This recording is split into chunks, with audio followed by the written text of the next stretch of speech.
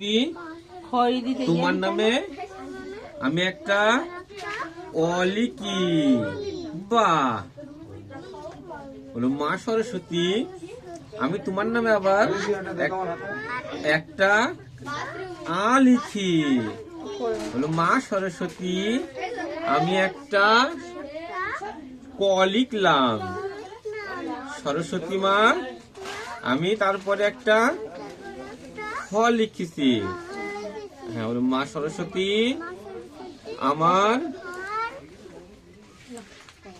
বিদ্যা দাও, বুদ্ধি দাও। পেটটা দেখি, পেটে একটু বিদ্যা বুদ্ধি দেয়।